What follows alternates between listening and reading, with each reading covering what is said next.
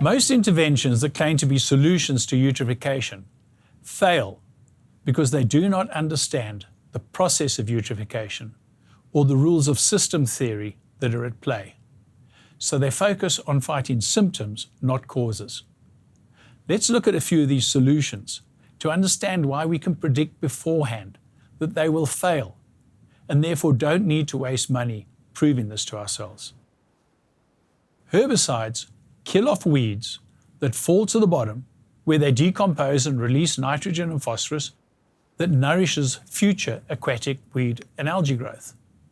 This is a great business model for the herbicide companies because they're going to be paid to come back next year and repeat the process. Algicides kill off algae that fall to the bottom where they decompose to release nitrogen and phosphorus that nourishes future aquatic weed and algae growth. This is a great business model for the algicide companies because they're going to be paid again next year to come back and repeat the process. Lots of phosphorus in the water column nourishes weed, algae, and cyanobacteria growth.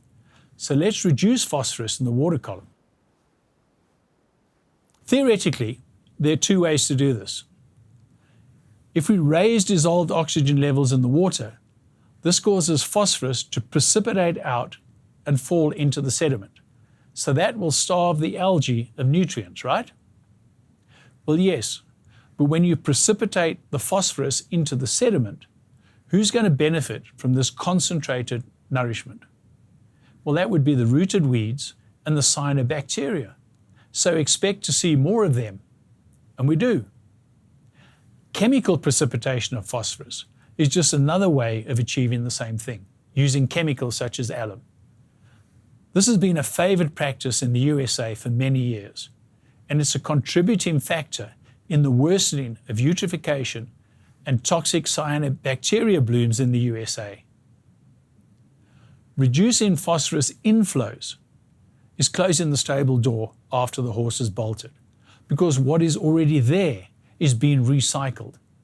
However well-intended and effective the strategy might be, all it can do is slow down the rate of future eutrophication.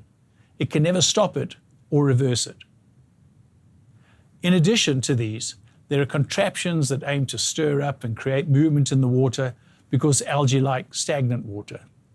And even better, they can be solar powered. They're just gimmicks.